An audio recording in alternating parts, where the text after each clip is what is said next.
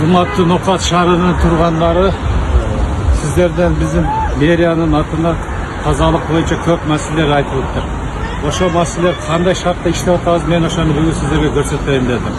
Мына киребериште бараттарга карасаңыздар, бул биздин тазалыктын базасы. Шарты кандай? Өзүңүздөр көрүңүздөр.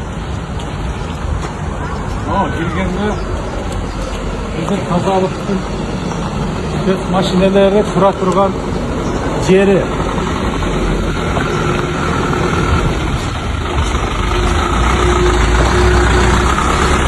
Özgürler karanızda. Bizge Moğol cergelerine karay, şuna oluyor. Kalkıp durat, arkanı. Şuna oluyor.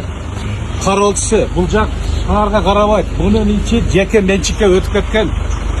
35 yıldan beri bir jeke mençik özü için faydalanar. Bizde 8 gana spesteknika var. Bir vadavozumuz, 2 musravozumuz, ana traktörler.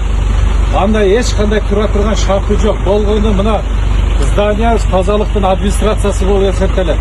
Ушул жерде гана турабыз.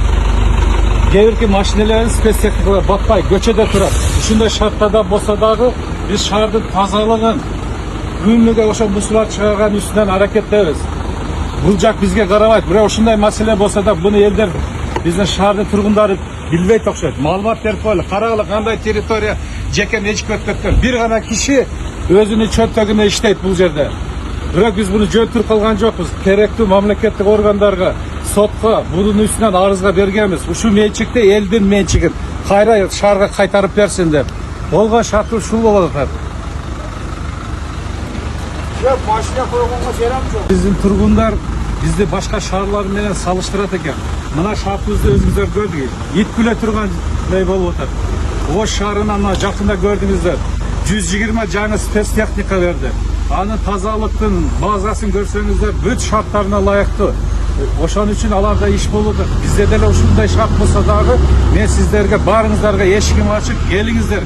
Күнүгө эртең менен шаарды кандай тазалап атабыз, кандай жууп атабыз, ал боюнча мен сиздерге видео отчет бергенге даярмын. Шаардын аракети менен ушуну кайтарып, жаңы спецтехникалар менен, жабдуулар менен камсыз кылып, келечекте Кудага кааласа биздин шаар эң таза шаар болот. Ошого биз жетишебиз.